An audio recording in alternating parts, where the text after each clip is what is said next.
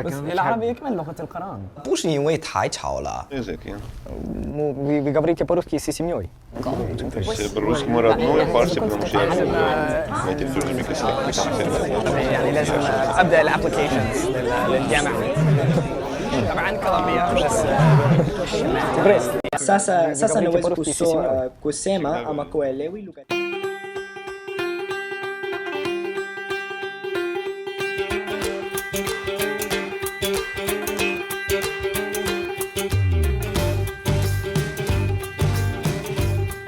I feel that language gives you something with which you can connect to another person.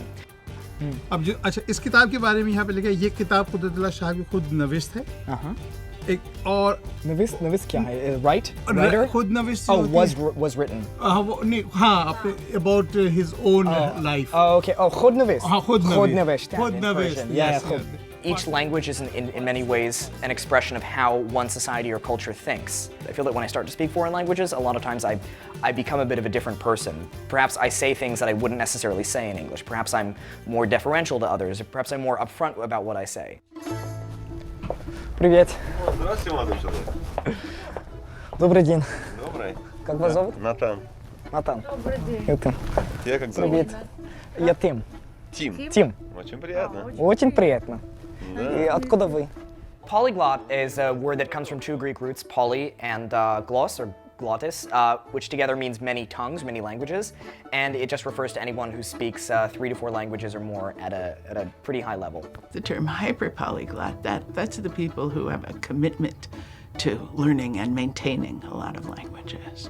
Most of them really put in a lot of work on it and take pride in knowing these languages. 那可以不可以养宠物？我真的不知道。你真的不知道？可是如果你给我钱，你就可以。真的吗？啊，好好好，那我得。I'm really comfortable having a conversation on more or less any topic in French, Arabic, Hebrew, and Farsi. I think maybe a tier down would be Chinese, German, and Russian. I've done a fair amount of Latin and Greek in school, but that's obviously a different skill range for dead languages. I'm pretty comfortable speaking in languages like, Hindi or Urdu, Indonesian. With a little bit of practice, I feel, confident again in languages like Turkish, for example, or, my Italian's not so great, but I feel like I can understand it pretty well. And then there are languages that are a little bit more dormant or that I haven't studied for a while, languages such as Ojibwe or Yiddish or Wolof or Hausa, and then languages that I'm more or less a beginner in, such as Japanese and, Dutch, a couple others. The languages that we speak as a family, it's really not that impressive. Ezra and I studied French for many, many years, so we can understand French people who are slowed down incredibly. I lived in Hong Kong for a while. I studied Cantonese, but studying 20 hours a week for a summer, I didn't make anywhere near the progress that Tim made studying 20 hours a week, for example, Persian. فکر میکنم که پردازش همین بخشی از یاد گرفتن فارسی فهمیدن تاریخ و فرهنگ ایران است. In North America, we mostly learn one language as we're growing up, and that language gets to be so good that it interferes with our learning other languages. Tim Donner's talents in the American context are extremely unusual, particularly at his young age. The hyperpolyglots one tends to hear about in the world are older as a rule. So coming up with people who've started really in high school doing this, extremely rare. Yomu. Yominai? Yomanai. Yomanai. Okay. Tim, he is passionate about learning languages, and for him, this is not just a hobby, and it's basically his way of life. He actually spends most of his waking hours learning languages. 友達に会った？いえ。いなかった。会わなかった。会わなかった。Right, so I find that most of the time when I'm starting a language, one of the most important things to do is have a lot of audio input. So I generally start out with any sort of series, and I'll try to just absorb the language as much as possible. I think by repeating to yourself over and over, it's a really good way to train.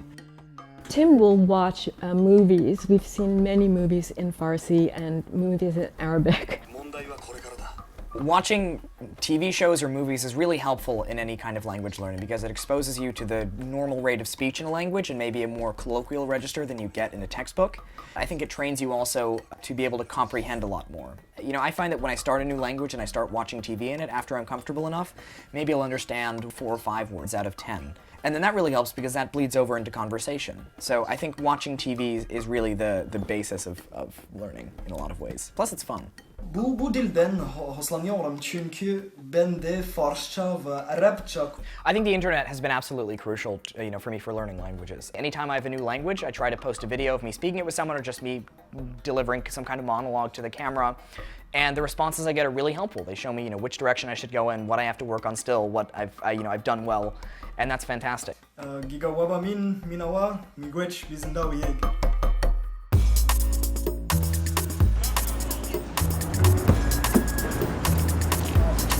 I think the great thing about living in New York is that you really can practice any language you want. This is arguably the most linguistically diverse spot on earth. Est-ce que vos parents aussi parlent? Mes parents, non, malheureusement, non. Et ils ont pris français à l'école, mais non, ils parlent seulement anglais.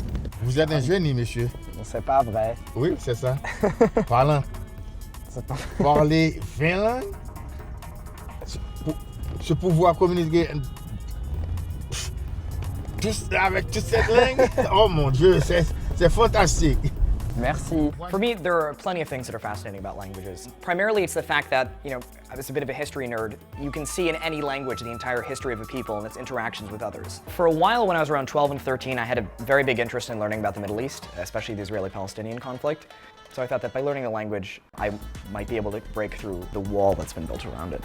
A little bit after my bar mitzvah when I was 13, I started to teach myself Hebrew. עברית הייתה השפה הראשונה שלמדתי אחרי אנגלית. אני התחלתי ללמוד לפני שנה וחצי.